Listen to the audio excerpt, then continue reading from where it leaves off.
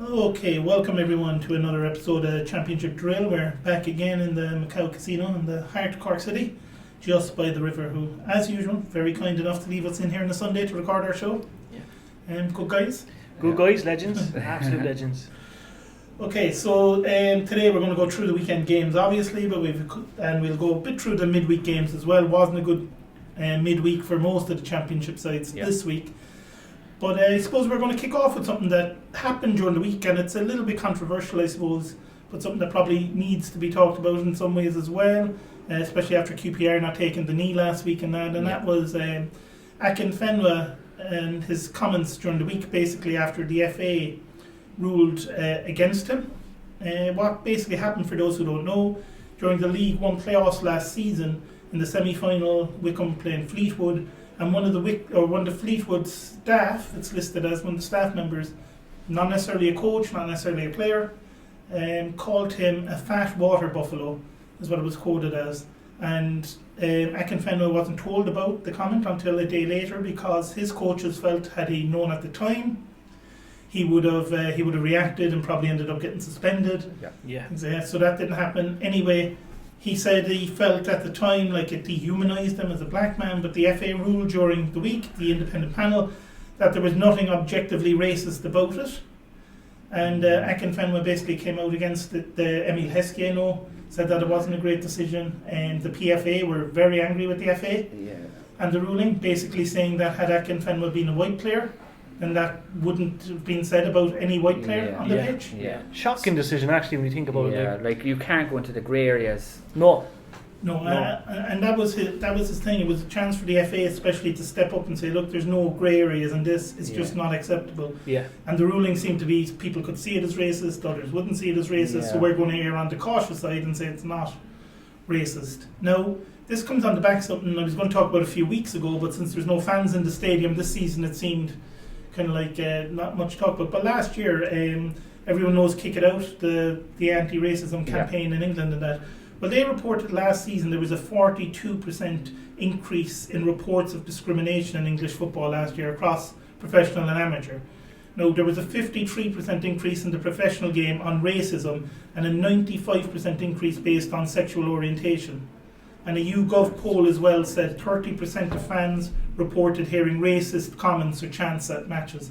So, for a long time there, I mean, everyone kind of probably remembers the 70s and the 80s and how bad it was.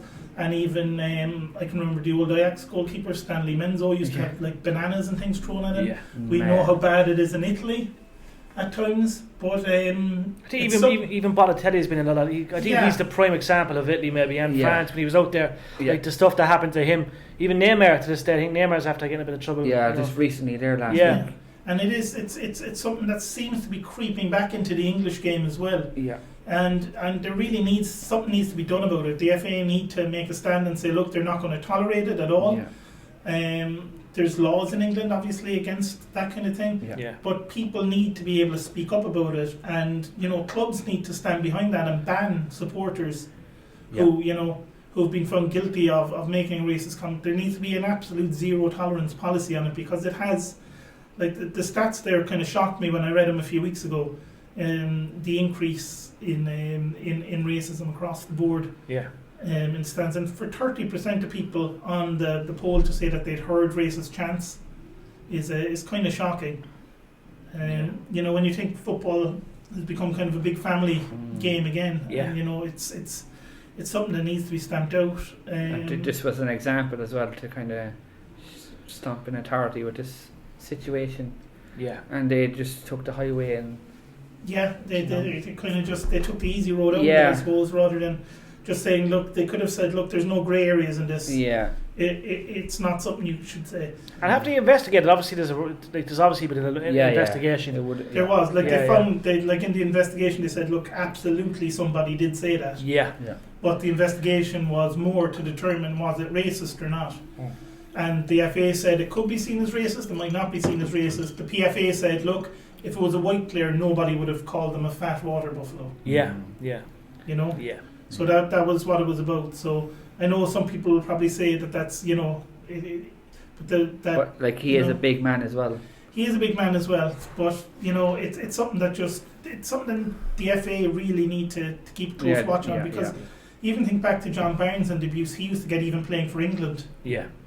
Back in the day, and that you don't want that creeping back into football. So they really need to do that. And it was nice to see a lot of professionals come out and support Akinfenwa as well during the week. And obviously he got slated then on social media by other people as well, and he probably ended up getting more racial abuse because of and his Twitter comments. is just but it'd be interesting to see if, just for argument's sake, if there was ever a player that was guilty of saying such a thing, what kind of a ban would he get from football? Would it be the case he's banned for a year, 6 months? Be interesting, because obviously the game's trying to be cleaned up a small bit, but if such a thing did happen and the player said it and he was found guilty, did he be curious to know what kind of a ban would be put in place? Yeah, and it's it's with the FA. With that. They Suarez should had have that a few years ago. Suarez had that. With Everton, he got banned for 4, 5 games, 8 games, something like that. Didn't help that Liverpool had on the t-shirts as well to support Suarez. No, and that's the kind of thing, I suppose, that just across the board people need to say, look, we're just not going to tolerate it. Yeah. And so it's the little things that Mark stamp them out. It is, because it is a problem that's kind of creeping back in. I wouldn't say it's as bad as it was in the 70s and 80s, but it's definitely creeping back in. So we'll move on to the second topic before we go into the cup games, and this was one that I heard people talking about as well. Like League 1, League 2 clubs, serious financial trouble. A lot of them may not even survive the season because of the government's ruling in England this week, and fans probably won't be going back into stadiums at all this year. It doesn't look no.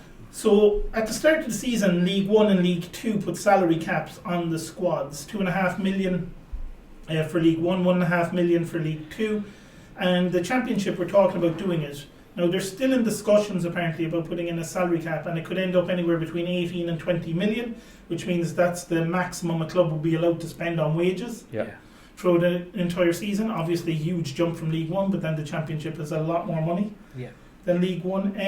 Is that a good idea to kind of help clubs out in the Championship? Because does it level the playing field somewhat? It kind of goes back to what you were on about then, about bringing in the Irish players on lower wages. Yeah, I still can't understand it. Or even the non-league fellas as well. Like there's a Vardy out there somewhere. Oh, there is 100%, but it's when you look at the likes of Scotland and Ireland, and they're two very strong leagues. Even Northern Ireland it's a decent league. A lot of players there that could do a lot of, especially in League 1. Like we know Jimmy Barry Murphy's son, Brian Barry Murphy's manager at Rochdale. He's brought in a couple of Cork City lads.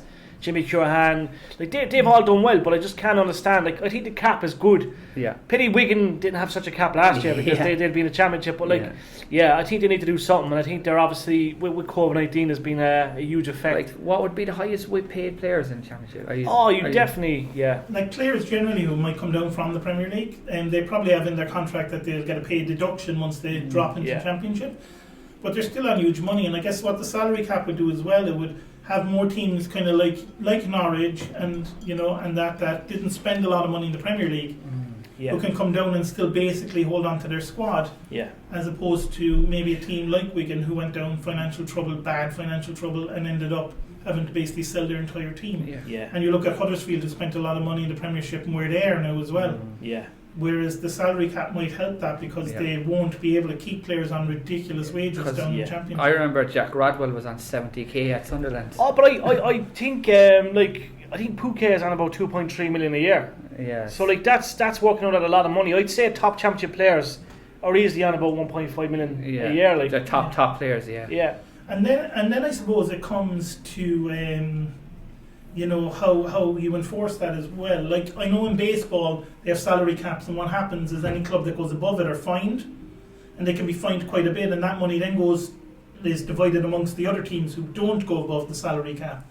And that might be a way as well of redistributing some money down into the Championship, League 1 and League 2. If you were able to do that to the clubs that are going overboard. But I suppose talks are ongoing. It's probably not going to come in this season. But you wouldn't know with COVID and everything. Maybe they'll want to bring it in after Christmas.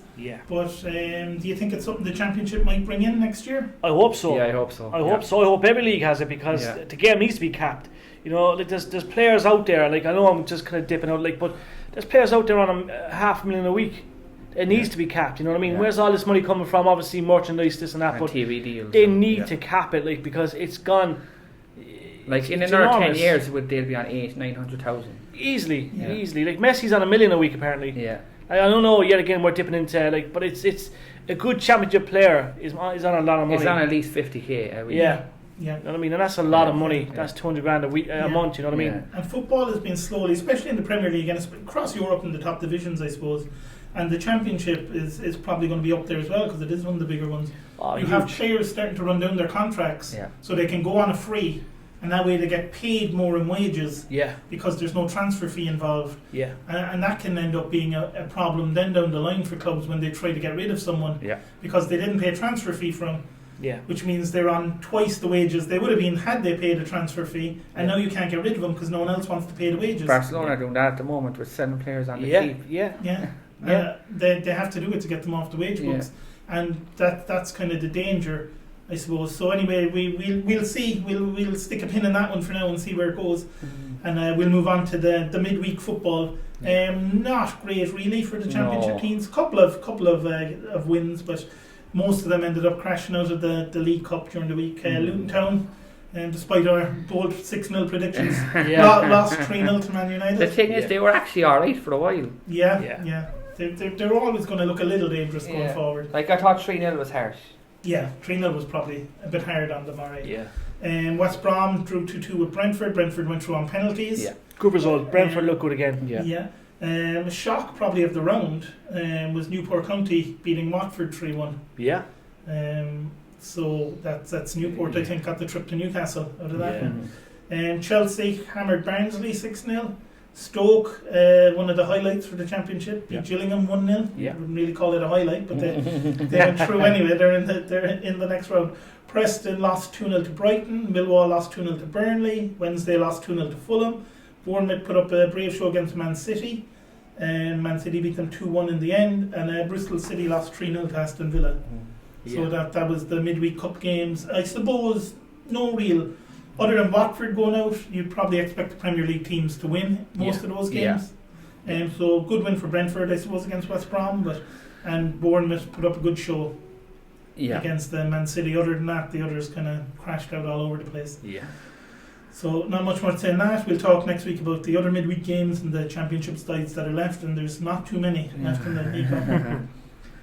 So Friday night's game, guys, did you get a chance to watch this one? Good game. It wasn't a bad game. Campbell with the goal, ultimately for. It was a very good goal. And Corberan kind of, to me anyway, he seemed to have Huddersfield well organised in that game. It was the best I've seen them in a while. They looked like they knew what they were doing. You know, we'll come first in a minute, but early on in that game, what was it, 40 seconds? When Hogg went in on Arthur, nearly dislocated him at the knee. If VAR was in the Championship, Hogg was gone. 100% inside a minute. And what a way that would have been to change the game. In fact, I think the referee was very lenient throughout this game. There was a few players probably could have gotten a yellow or a second yellow game went on, but Hogg very lucky. I mean, when you see Arthur showing the referee where the stud marks were, they were very high up on the leg. He was definitely over the top of the ball. So very dangerous. Very dangerous tackle. And it was Arthur's first game for Forest, was it? It was, David was coming in and 40 seconds in, Hogg tries to put him in hospital. But so that aside, other than Hogg probably should have been sent off and it would have been a different game. Huddersfield looked very well drilled. And you'd expect that, I suppose, from Corberan. He come over from Leeds. That Forest though really again struggling going forward. Big trouble. They've spent money as well, as we know, and there's obviously links with O'Neill and Keane coming in yet again. I think now is the time to move. You know what I mean? I think one more loss if they have four losses from four, they're in trouble. I mean you see that, don't you? The Forest, like I just didn't seem like they were going to score a goal. And that's not the first time this season it looks like Forest aren't going to score when they go forward. And that's going to be trouble. Also, didn't he make like a load of changes? Which is always trouble when a manager makes. I give him another 2 or 3 games and he's out. Was it 7 changes he made to the starting lineup? I mean, it was outrageous. That's a manager who really doesn't know his team very well. It would seem like. So it's a shame because they're such a big club, and they were actually half decent last season. You know, absolutely. I think when Darren Murphy left, it went belly up. I think, in my opinion, Darren's back at Waterford now. I think. Yeah, Roy Keane won't take any of that nonsense. No, he won't. No, they're really poor. Yeah. No, was the time, like you said, 3 games. I think they need to make the change, especially with the international break coming up. Yeah, it's kind of He is in trouble at Forest, definitely, without a doubt. Yeah. He's definitely up there as one of the favourites. They've given him money, so they probably will try to back him a little more. But you get behind in this championship very quickly if you start losing games. You're in trouble. So the early kick-off on Saturday, one of them, Wickham lost 2-0 to Swansea. IU and low for Swansea. I was watching this game. I know you were keeping an eye on other games at the same time. Gibbs White in that first half was near unplayable. Like, I think I was sending you a message when the game was going on. And I said Wickham need to, kick this guy into the stands because they just couldn't get near him. And it could have been 4 or 5 at half time. And I really feared when they went 2-0 up that Wickham were going to be on the end of another hammering. They got through to half time somehow, 2-0 down. Better in the second half, Wickham. Made a few chances going forward, but the final ball was terrible. And they just keep giving the ball away and putting themselves under pressure. Their possession is not good, but I think there was some positives there. And if they play like they did in the second half, they'll probably cause problems for a few teams in the league. So that's it. They're still missing the big man as well. I'll keep saying they are knee surgery in the summer, so when he's going to come back, we don't know. But he actually would have been ideal for them on Saturday because they just could not get the ball to stick up front. And whatever about it, 38 years of age, that's one thing he will be able to do is the ball will stick to his feet. And he can bring people into play that way. They missed that, but Swansea looked really good. I think they had like 12 good chances. They should have scored at least 4 more. I mean, they definitely should have. They seemed to take their foot off the gas a little bit in the second half. Knowing the game was won, which can happen in football. 2-0 we say is a dangerous lead. But in terms of Swansea going forward, they look great. Gibbs White looks like he's going to be the best loan signing in the Championship. But that was the first time in their history Swansea have kept 3 clean sheets to start the season. Nice. It's mad. They're on some roll, So they're on a good roll. They've got to be happy with the start they've made. 100%. Because when you look at them going out in the playoff, and the playoff semi-final, no hangover for them. Whereas you look at Forest, the way that they were knocked out on the last day of the season, they haven't recovered from that yet. It seems. No. Then Barnsley, Coventry, and probably the less said about this, the better. It wasn't. Barnsley had 2 shots on target. And 8 shots off target. I think they were the only shots on target in the match. Barnsley to get anything out of this game after the 6-0, that's all they were concentrating on, is just getting something. And not losing. That was it. And I suppose Coventry got off to a flying start. They can't do that every game. And they were always going to come up against it Sunday. But on an off day to get a point away from home, they're going to be happy. I suppose the big news after the game, and the manager wouldn't be drawn on it, the board are somewhat there, is Barnsley's manager. It looks like New York Red Bulls want to bring him to their club. She's like going happy. Would you go? Like New York, you know what I mean? It's a lot of money out there. I mean, Barnsley have 1 point from 3 games, realistically. It's going to be another struggle for Barnsley. He's gone, I think. He's done. But again, it depends too. I mean, you're talking about his family. Like, you don't know, if he has young kids or whatever. I'm not too sure of what his situation is. New York, kids. If he's got young kids, and it's going to appeal. But I think, like, if I was manager, I'd go. Not just because it's New York, but because it's an attractive league, you know what I mean? Like Barnsley, I remember passing Barnsley. I happened to pass the stadium years ago. But if you think about if New York Red Bulls want to take Jerry over to commentate in their games, then not a problem. Steve, I think that's up your alley as well, Steve. I think 3 of us would go. As long as they can give us $2 million for Jerry, we'll take it. But $2 million apparently is the release clause for the manager, so Barnsley would at least be compensated if he left. Take it and run. It's a strange one, and I suppose when you think of the Red Bulls as well, you think of the other clubs they have around Europe and in Australia, and that he could be moved around to bigger clubs if things go well in New York. For him. So I think the fact that they're saying nothing rather than saying, "Oh, I'm definitely staying," means he's thinking about it. He's definitely thinking about it. He's got a great agent. But then again, would anyone want to leave Yorkshire? beautiful part of England. I somehow passed Barnsley Stadium years ago. Went over to an event. Mike Tyson. It was in Doncaster. Somehow ended up in Barnsley on the way to Doncaster. Seen the stadium. And I just always remember that Barnsley team in 98, 97 in the Premier League. And that stadium. But like, yeah, look, I'd go in a heartbeat, lads. Jesus. In a heartbeat. Yeah. Keeping hold of it, they lose their manager. I mean, he miracle to keep them up last season. Coventry are on TV again on Friday night. They are, and it's going to be an exciting one. Going to be an exciting one. Big Mick is looking for a job. He's a Yorkshire man, isn't he? He is. He'd love to go to Barnsley. There you go. Good shout. Yeah. You had it first? Yeah. Could be. Yeah. Chris Houghton as well. Yeah. Big Mick would be there. He'd fit right in at home. He'd sort that club out. Yeah. The old school Mick. Yeah, we move on then to the Preston Stoke game, which again hinged on a red card decision. Gregory got the goal for Stoke, assisted by John Obi Mikels, the greatest midfielder in the Championship. What a pass. What a pass. It looked really harsh to me, the red card. It looked like he just slipped into it. Yeah, no, I'd yellow at best. Again, VAR, if it was there. VAR in the Championship would be Britain's Got Talent. It would be the greatest thing ever. Like, I think we're 3 or 4 years away from it. Yeah, it was one of those where the ref, it was a red card before the tackle was almost made. The ref couldn't wait to get out the red card. Yeah. And it turned the game. I mean, Preston were doing well up until then. We know Stoke are going to struggle to score goals anyway at the moment. So they would have done that. The other thing about it is, with Preston, they're not off to a very good start, obviously. No. Stoke will be very happy to win away from home. They look strong at the back. Michael, he's always going to have them well drilled generally.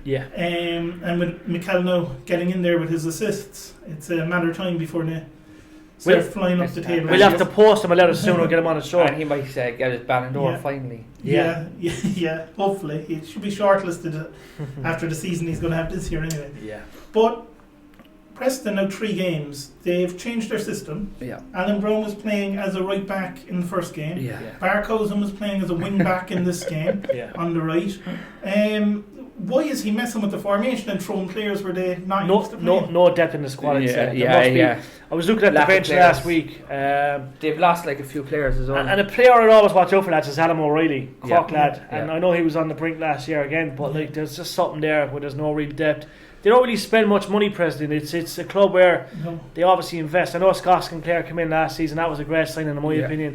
But they just have like Shawnee's kind of in and out. You know, he starts. He gets injured. And Shawnee's overall play is great for him holding up the ball. But as a guy who's playing as a centre forward, he's not scoring goals. No, and what annoys me about Adam Brown, lads, is Adam Brown's a good player. He wears his heart on his sleeve.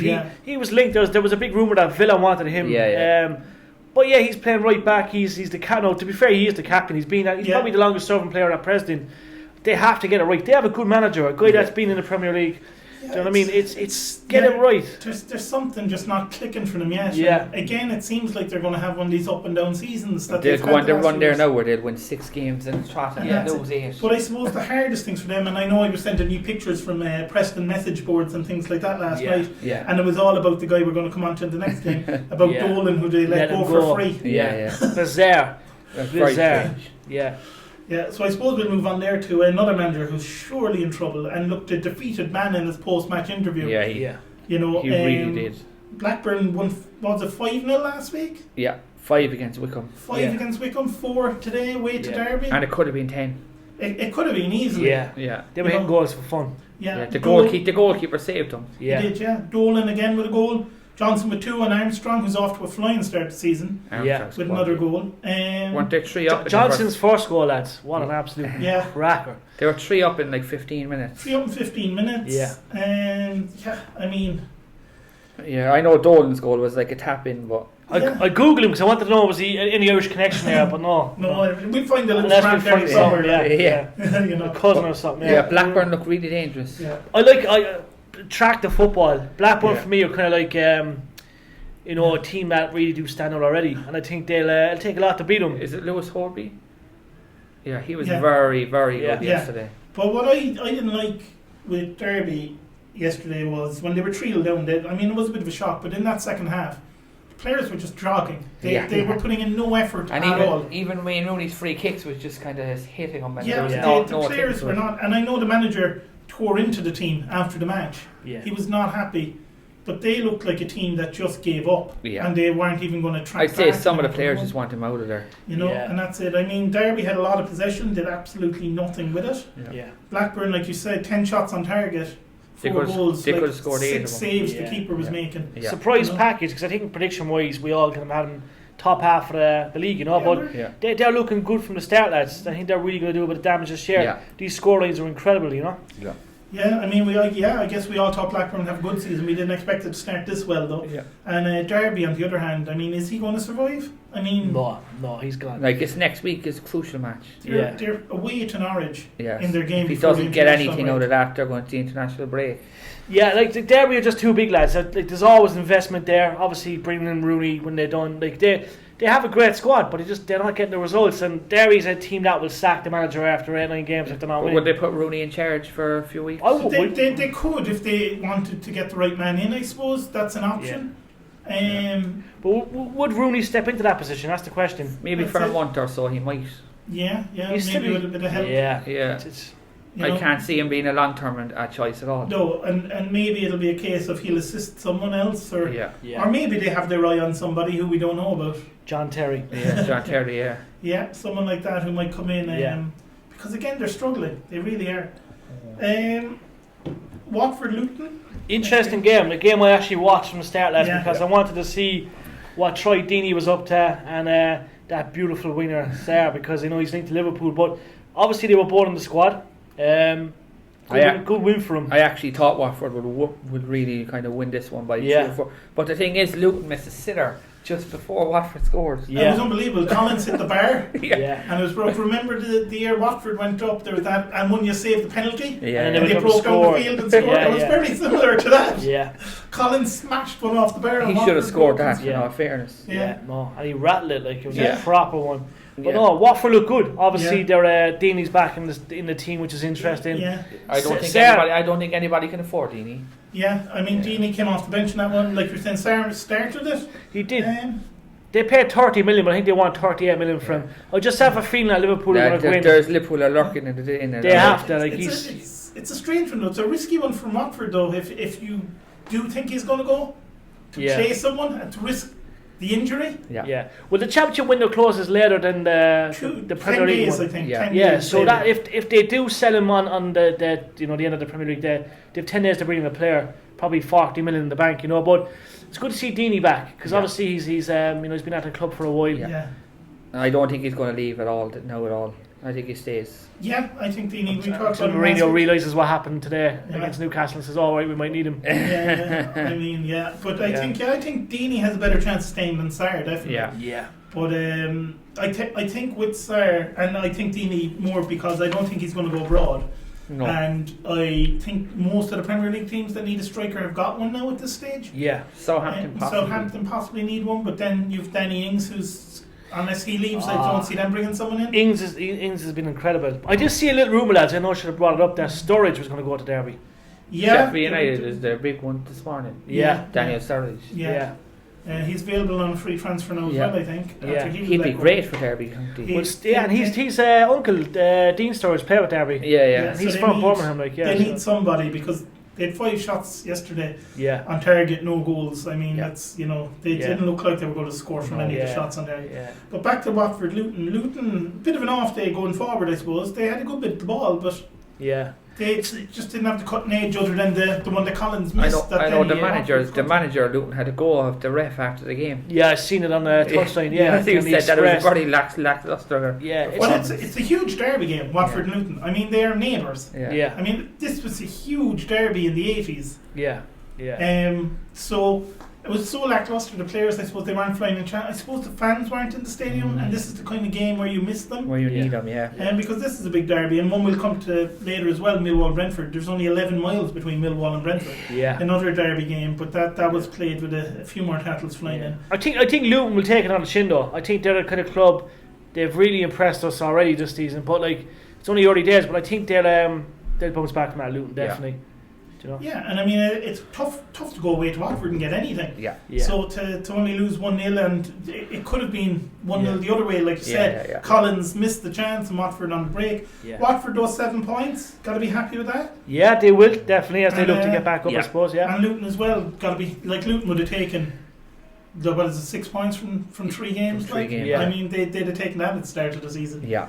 So they're both happy with that. Then we move on to what was a very strange game, because there was absolutely nothing really happening in this game. There was for about 87 minutes. There was one goal disallowed, I think, in the first half. But it seemed like it was just going to fizzle out into a boring old draw. And then 2 very late penalties. Yeah. Sadlier for Rotherham and then Bella for Birmingham. Interesting. Always good to see Sadlier on the score sheet again. Yeah.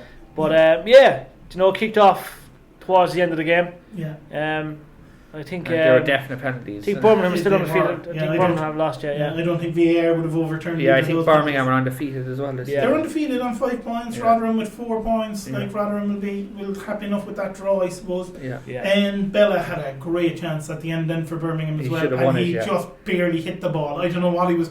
I think the keeper put him off because the keeper was coming off the line. I think he was planning to place it. Yeah. And then he tried to kind of half lob him and just didn't do either. Yeah. And just basically kicked it into the keeper. Yeah.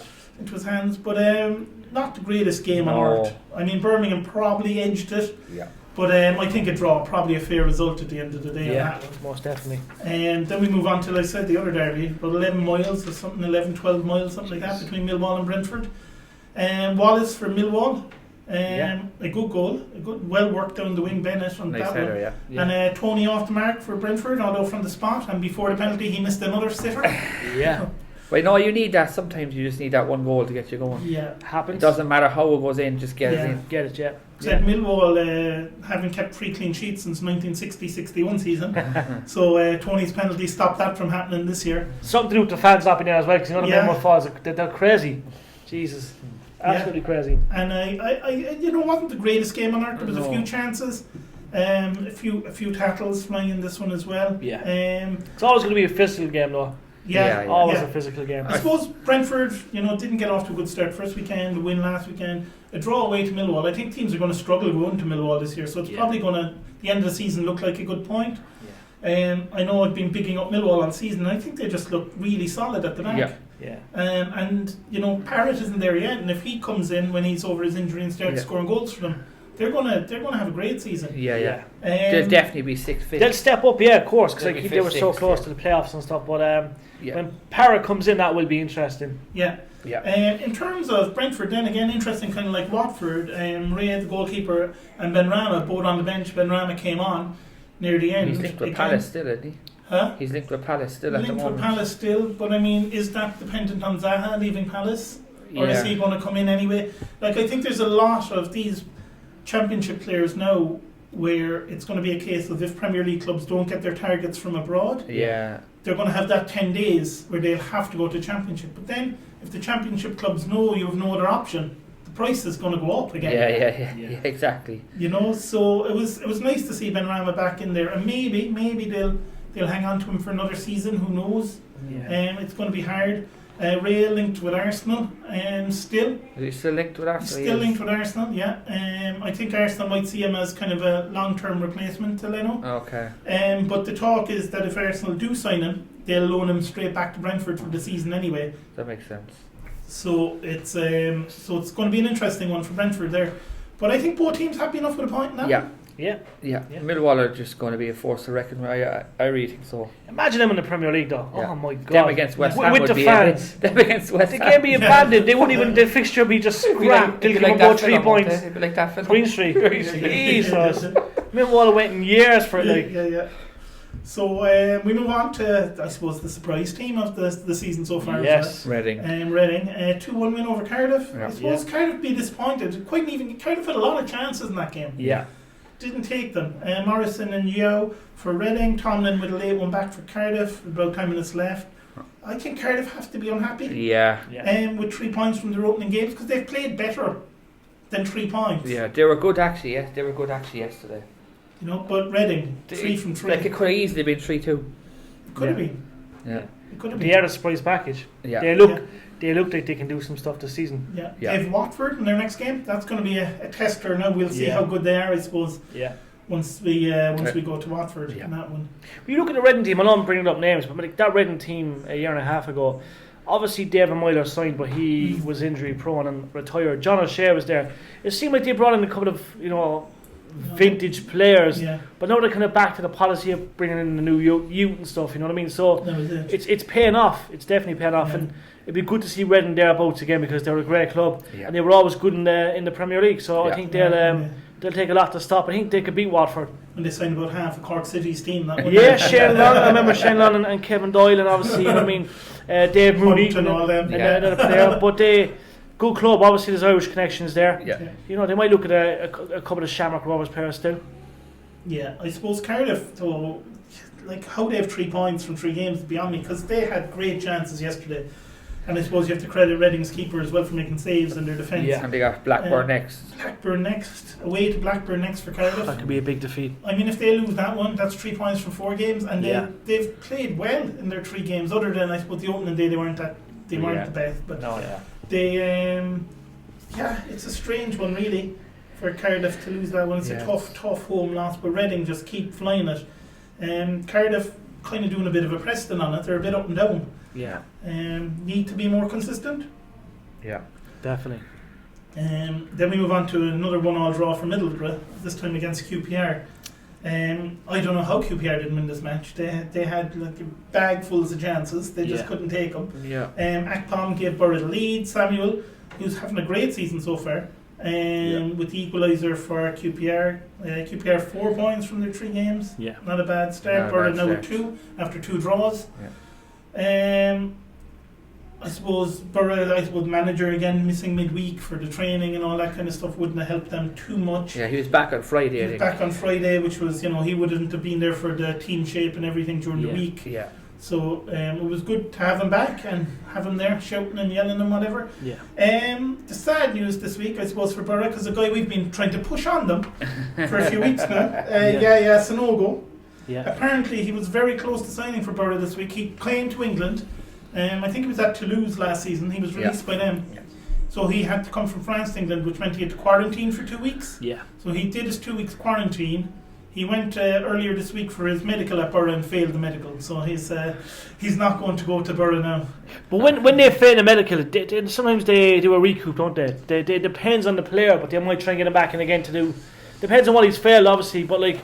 It must be something serious. They didn't say what it was that he failed. I know he had an abductor problem for a while, which is just a muscle injury. I can't imagine he failed the medical because of that. Yeah. They must have found something else, maybe something in the knee, something in the ankle. Yeah. And he's still relatively young. Before. He's still he'll be fine. He's in his 26, 27. He's around that age group now. He's a guy that his legs don't seem to know what his body is doing. That unpredictability, but you never know. Like the right manager could get him going. Definitely. I remember him playing for Arsenal against Bayern Munich out of nowhere. The second one once up against the great Bayern Munich defence when they had Philip Lahm and all them, and they didn't know what to do with him because he didn't know what he was doing, so they didn't know what to expect from him. But unfortunately for him, he was terrible, and he didn't have a good game in the end. But for that first 10 minutes, they didn't know what to do because he just miscontrol a ball and then get it back, and balls just bouncing off him. But so Borough obviously are looking for a striker if they're going down the Sanogo road. Could be another Daniel Sturridge again. I still touching on Daniel Sturridge thing. Like I just can't see he might drop to the Championship, but surely a Premier League team will try and pick him up. Sheffield United are the favourites. Yeah. Surely someone would pick him up, especially after today. And I know Brewster is linked to Crystal Palace, so that can open the door for Swansea. But it's bizarre. They need something. And Borough definitely need a striker because they haven't looked. I know if they can get Akpom going, he's a good player. Yeah. But they need somebody because they just haven't looked like scoring in a lot of the games this season. Yeah. We move on then to a game that was earlier today: Bristol City 2, Sheffield Wednesday 0. Bristol City dominated that game really. Yeah. A lot of shots, very few on target though. I think we were watching some of the highlights of it there earlier, and they seem to be trying to put the ball out of the stadium with some of their shots. I don't know why they were hitting the ball so high, but Wednesday kind of crashed back down to earth, lost midweek. Yeah. Lost again here, minus 8 points. Yeah. After their 3 games. I think reality check is going to kick in. League One. Yeah. So Bristol City, though, I know we said at the start they have to get a good start if they want to run for playoffs. Yeah. Can't get a better start than 3 wins from 3 games. Yeah. Yeah. No, they're a surprise package. They always have the ability to do well. But last season, they were a bit up and down. They needed this good start. O'Dowda's still missing. Yeah. So they have him to come back as well. What's the word on O'Dowda? Is he due back this month? It's hard to know because it's a muscle injury, and I think he might be coming back to training soon. Yeah. But it's one of those where you don't want to rush it too much. Yeah. Because it looked nasty when he came off for Ireland that time. Yeah. And when a muscle just goes like that, it could be a tear, and it depends on what grade of a tear it is, I suppose. Yeah. All the different things, yeah. But Bristol City, the owners put a lot of money into the training ground. He's put a lot of money into the stadium. He hasn't put a lot of money into the team in recent years. But the club was being built up to come into the Premier League. Yeah. And this could be the year. Who knows? They'll be like where Brentford were about a few years back. Yeah. They were so close.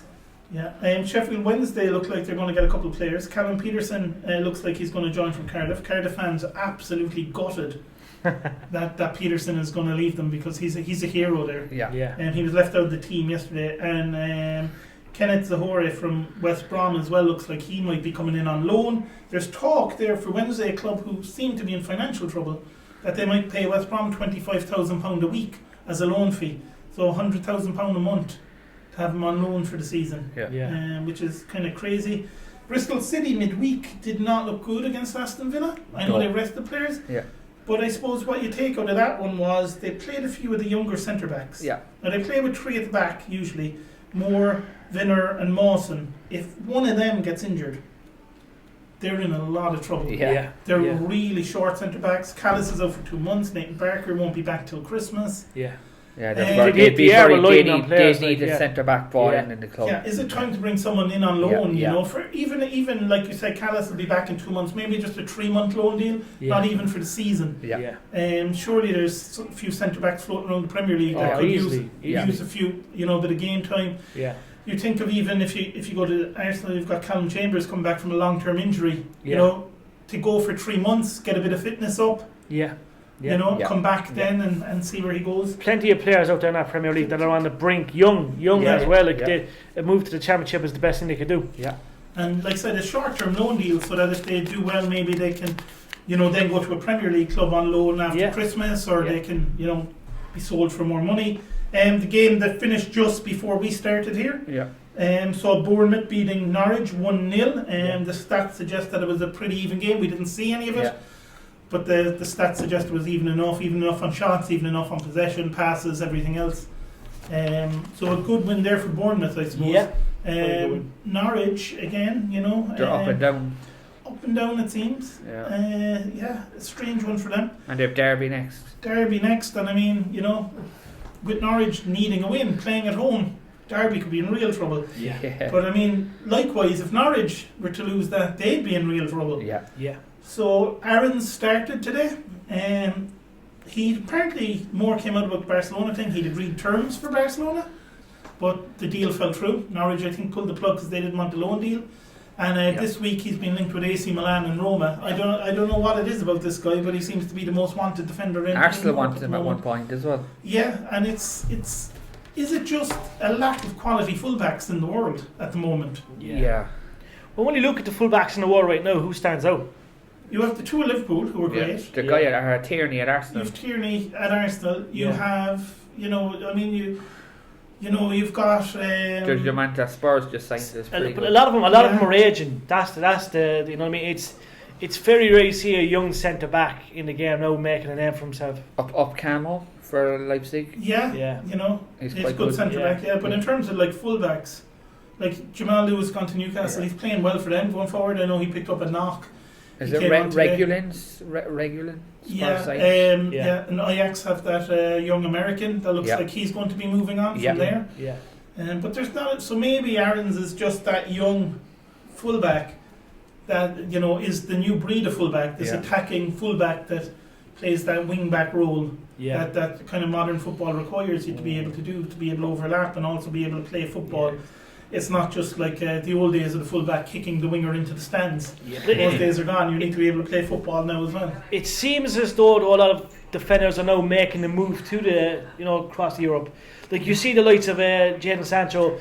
Like if they're on the brink with a big Premier League club and there's a big team that coming from in Europe, they're gone and they go make a name. Their value triples and then they're back. You know what I mean? But it'd be interesting to see how this develops. It'll be an interesting one, all right, for Aaron's, because you think he's 20 years old. And I mean, it'll be interesting to see how it affects his head in the next few weeks. With Norwich and whatever Norwich's games, if he doesn't go. Like, how much is he worth? How much? Well, Norwich said they're not going to take 100 million from him. All right. Like, Norwich said they want more than that from him. I don't think really, but they have to say that. They're not going to say, look, they'll we'll probably take get around 30 million, I'd say, given the fact we've seen that lad from Birmingham, he left to go to Dortmund. But he went to Dortmund for 35 million. I think what Norwich would do is they would probably take around 35 million, but they'd probably have a few add-ons in there, and they'd probably want a percentage of any sell-on fee as well. Because they'd probably expect him, like you said, Jerry, to come back to the Premier League if he does go abroad, and they'd probably want to cut of that transfer fee as well. Liverpool for 90 million. Oh no, We'll see. Go, Jeff. So that was it. But Bournemouth, again, I suppose we can't say much about them because we didn't get to see the game because we come on here right after that one, so we were kind of prepping the show a little bit. But Bournemouth will be happy. Good start to the season. I think that puts them on 7 points now as well. So they're going to be happy enough.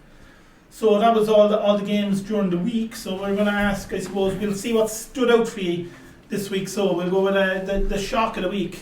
It's got to be Derby losing 4-0. I know Blackburn are a big club, lads. But I think Derby, if we look at all the fixtures, they're all quite close. Derby losing 4-0 is a shock for me. Last week, especially. For me, Derby losing 4-0. I think shock. So. I think it's across the board there, a bit of a shock. The scoreline as much as the result. Especially with their home as well. I suppose Reading as well, a bit of a shock on the way to Cardiff and winning, but Reading have been in good form. But Cardiff are good at home. But But the one that really stands out is Derby. It is Derby losing 4-0, and especially the way they lost. They just kind of gave up. They didn't even try. So the performance of the week, the best player you thought this week? Lewis Holby. I'm going to say Gibbs. Very good. I think Gibbs White as well for me. I think that first half display. I mean, he was good in the second half, but I mean, it was that WhatsApp when we got the message on Messenger. Sorry, I had to Google it just to make sure that's him. But he's a different. He's going to go back to Wolves now next season and unreal. Different gravy. He was unbelievable. He was unplayable. I mean, why Wickham didn't kick him more, I don't know. Ainsworth going back to his crazy gang days surely would have. There was a funny part in the match where the ball came across. And the two lads went for the same. I mean, those things can kind of happen, I suppose. Oh, it's funny though. Gibbs White was sensational for me, but you were going for Holtby, who was very good as well. I mean, there's a few players. He created about 6 chances. I mean, Johnson as well, 2 goals, I suppose. Dolan was great for Blackburn. Again. He just looks dangerous every time he runs at you down the wing. And he's getting goals as well, and Preston crying, I suppose. They're struggling, and he's playing unbelievable. They let him go for nothing. So what about the team of the week? Blackburn, I think. Going for Blackburn. Second Blackburn week 2 weeks in a row for Blackburn. I have to agree. They just look. You want to watch them. You want to catch the highlights of their games because they just look like they have that swagger about them. It's a long time coming. Blackburn are a great club. Geez, they were doomed for so many years, but I think they've watched Leeds go up last season and said, you know what, lads, we belong back in that Premier League too. Yeah, absolutely. And I'd agree with you. I think that's definitely the club of the week again, Blackburn. I think Huddersfield as well, kind of. They were under pressure. Big TV game. They put out a great performance on Friday night as well. But I think Blackburn do edge it. What about goal of the week? There wasn't a lot of world-class goals this week. I think Johnson's first goal for there were 2 Blackburn. goals that stood out. The Johnson goal for Blackburn. The Millwall header. The Wallace goal for Millwall. For me, just because I like the build-up to it, I'll go for the Wallace goal. Johnson's goal was great. Johnson. But for me, I think Wallace's goal, just Bennett's work down the wing. I like a winger who runs at defenders. And pass of the week, John Obi McKellen. Assist of the week. John O'Bay. John O'Bay. He'll get performance of the week some week. Stoke. playing his darts on a Tuesday in the pub league. Yeah. Hopefully we'll see him in the Premier League darts. Oh yeah, we will. Yeah, probably before we'll see him in the Premier League again. Who knows? There might be a big club chess. He might go back in next year. You never know. So I suppose that's it for the games and that of this week. So we look ahead to the next fixtures. These will be the last ones before that international break. Yeah. Friday night, Coventry again on Friday night. They know what we see in Coventry. They know they're going to give it their all. They're up against Bournemouth. Yeah. It should be a cracker of a game. Yeah, it'll be an interesting one. Because of the way Coventry, I know they had an off day this weekend, but the way they go for games, and Bournemouth are good. I mean, this could be very open, this match. Yeah. I reckon Coventry 2-1. 2-1 Coventry, yeah. I'm going to say Bournemouth 3-2. 3-2, yeah. I think there'll be goals in this. I'm going to go for Coventry at home, I suppose. I'll go for Coventry. I'll go 3-2 as well. I think there's going to be loads of goals. Yeah.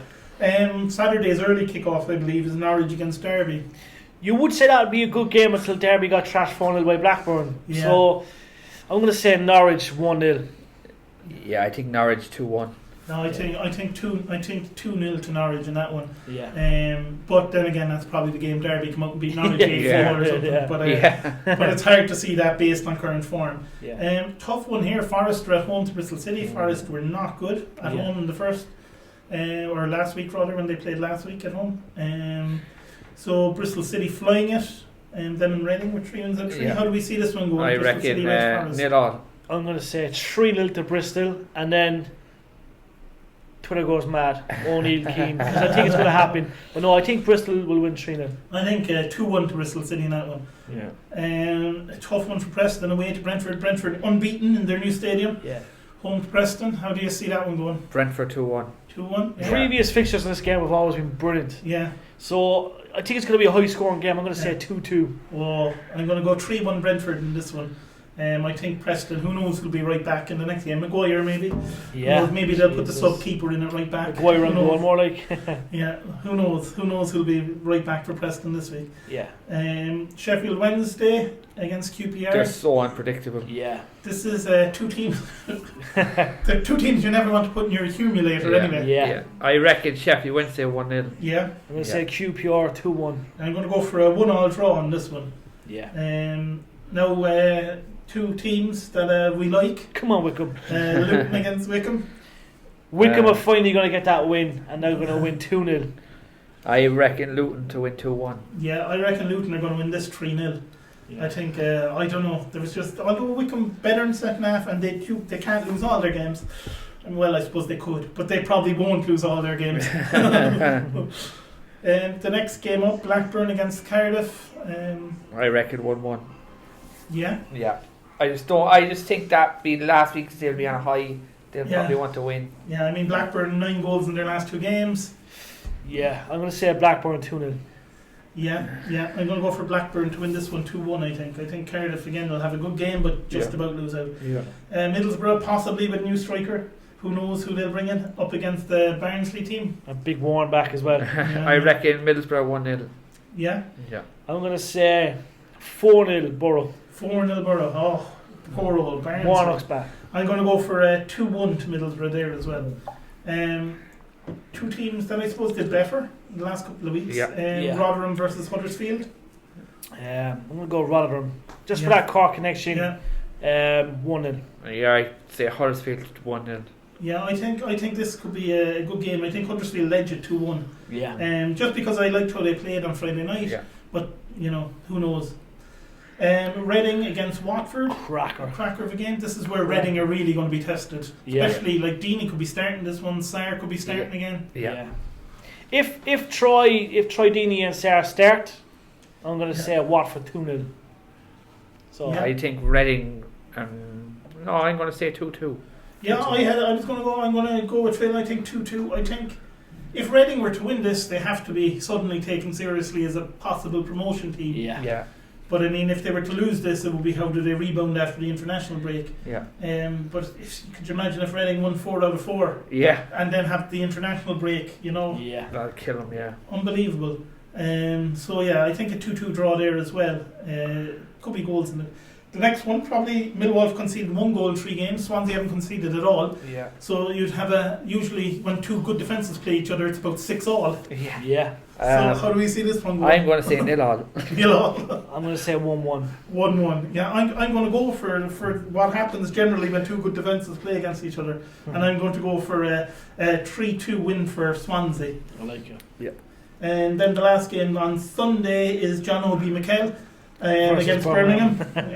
Stoke City against Birmingham. Yeah. 2 good. I just like the teams in general. I think Birmingham have been better than expected. Yeah. I reckon Birmingham will win 1-0.